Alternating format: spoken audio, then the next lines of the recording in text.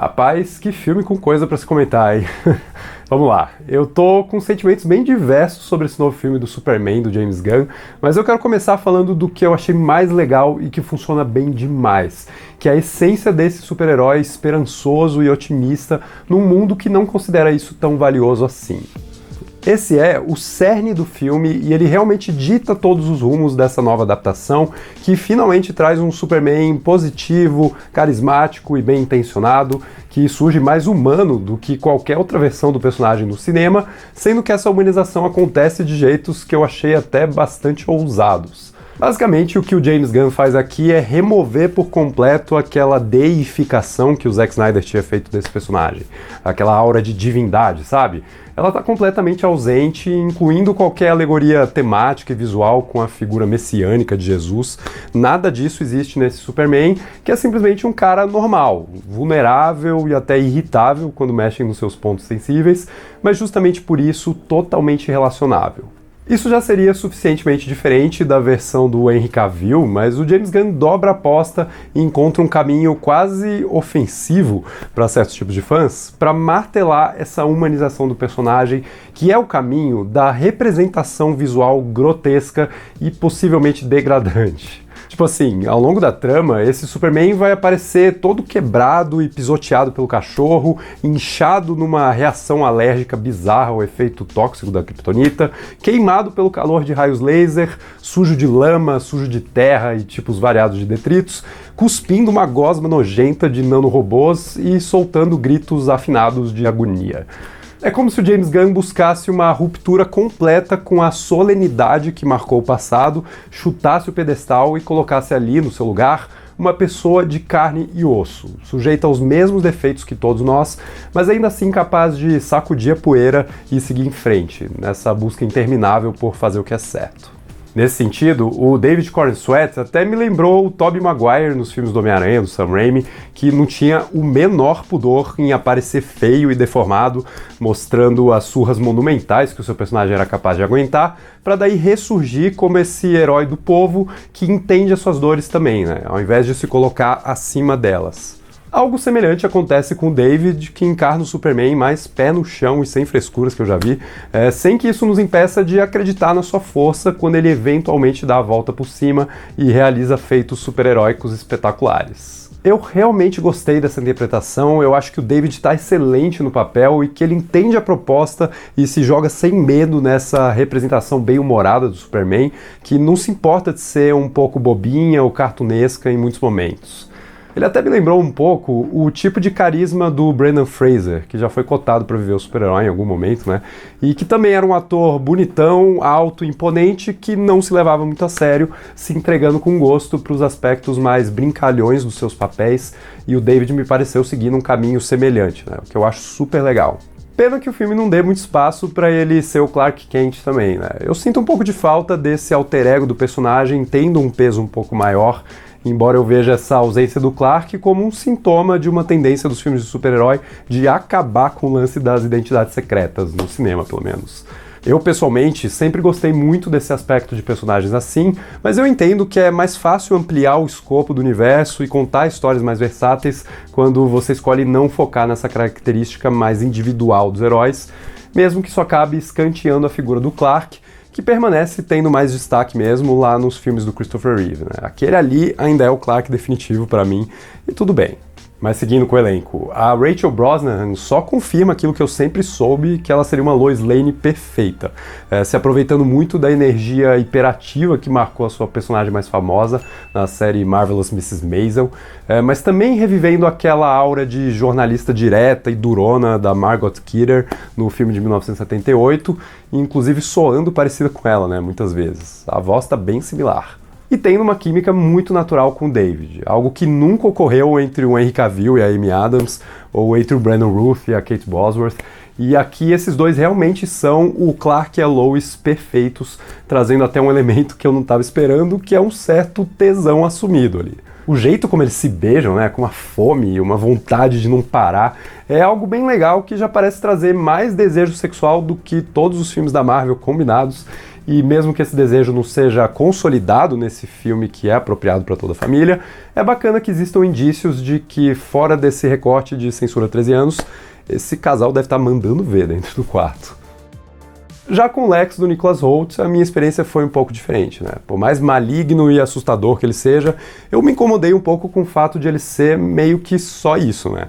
Sei lá, eu cresci acostumado com o retrato mais ambíguo do Lex de Smallville e eu sempre me incomodei com as palhaçadas bobinhas demais do Lex do Jim Hackman nos filmes originais. Então, em tese, eu deveria gostar dessa versão mais séria do Nicholas Hoult, e eu gosto, mas eu também acho que ela acaba sendo um pouco unidimensional demais. Mesmo que seja interessante ver ele personificando essa ideia do bilionário, dono de Big Techs, que influencia os rumos da geopolítica, enquanto manipula a percepção midiática dos seus oponentes com o uso de robôs invisíveis na internet. Mas eu sinto que o roteiro acerta nas alfinetadas que ele tenta fazer com esse vilão, mas esquece de fazer dele um personagem próprio, né? Com uma motivação que não seja só compreensível através de explicações bem didáticas dos diálogos do filme, mas que seja sentida também. E o resultado é que o Nicholas não parece ter um alcance muito amplo de emoções para trabalhar nessa versão do Lex. Ele surge sempre no modo eu sou mal até o final, e a única variação que ocorre é se ele vai ser do mal gritando ou se ele vai ser do mal falando baixinho e de forma controlada. E não ajuda que o filme insista numa piada já bastante cansada e repetida à exaustão, né? Que é aquela coisa do Hulk surrando o Loki no primeiro Vingadores, algo que se repete aqui com o Lex e que remove um pouco do peso antagonista desse personagem em prol de um humor meio barato. Aliás, não são poucas as vezes em que o James Gunn sabota alguns momentos mais dramáticos do filme com as suas piadinhas recorrentes, e eu até acho que boa parte delas funcionam bem, o que não significa que a ausência delas também não pudesse funcionar. Tem vezes em que a gente quer sentir o drama mesmo, sem ter essa emoção diluída pelo humor constante. Bom, eu vou aproveitar esse gancho, né, para comentar alguns dos meus incômodos maiores com esse novo Superman, sempre numa posição de reconhecer esses probleminhas como sendo particularmente meus. Se você adorou o filme, que bom, fico super feliz, mas eu acho interessante discutir alguns aspectos que não funcionaram tão bem para mim. E daí fica o aviso de spoilers leves, para a gente poder abordar alguns detalhes. No geral, eu só acho que tem filme demais dentro desse filme.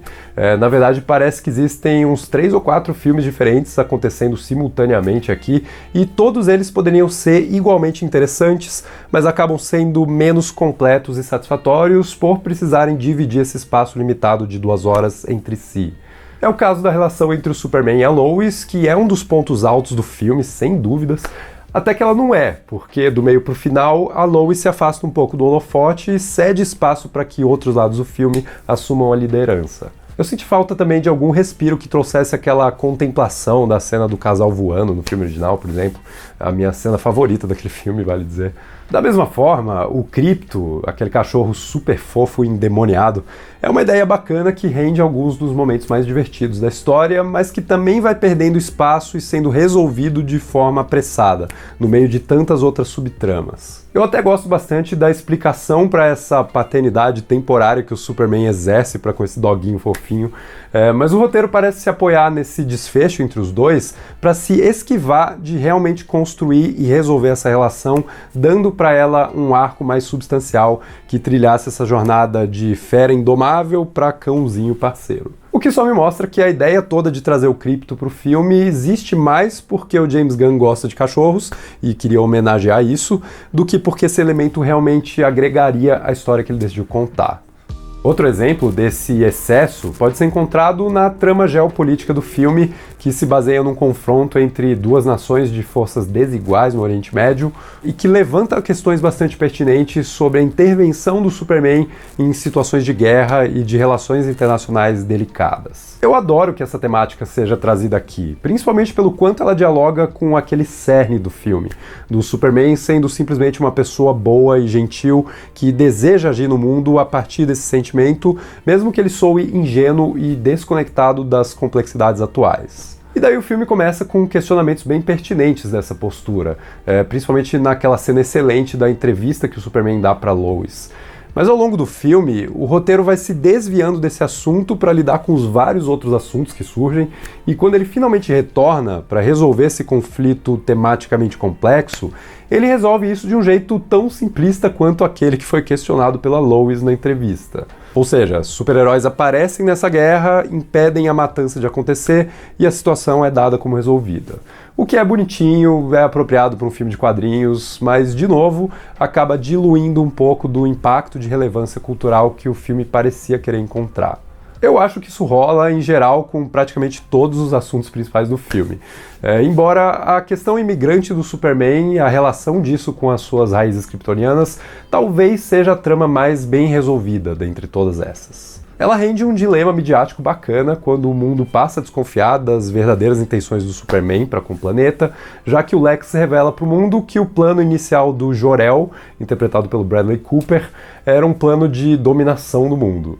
E depois isso vira uma reflexão interessante sobre a natureza adotiva do Clark e a educação que ele recebeu dos seus pais humanos, ganhando muito mais peso em moldar quem ele realmente é. De novo naquele movimento de remover a divindade do Superman. Até nisso, existe esse rompimento com as raízes superpoderosas dele em prol das suas características mais humanas que podem ser espelhadas em cada um de nós.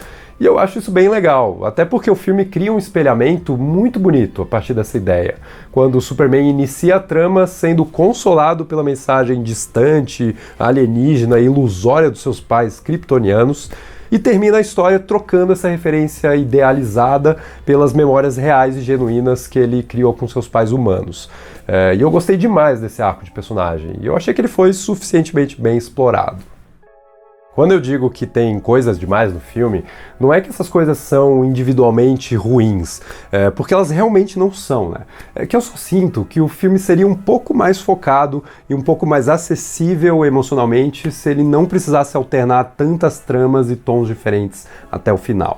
O que não significa que eu não entenda o motivo pelo qual James Gunn decidiu recomeçar o universo DC com o trem já em movimento.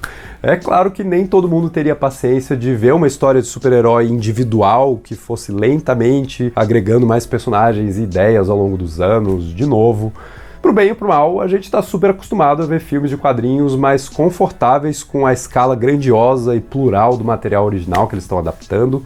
Mas eu também acho que essa escolha do James Gunn pode acabar alienando aquela pequena parte do público que não se importaria de ver um filme menor, abrindo as portas para esse universo. Como foi o primeiro Homem de Ferro, como foi o primeiro Homem-Aranha e mesmo o primeiro Super-Homem de 1978. E eu me sinto um pouco parte desse público.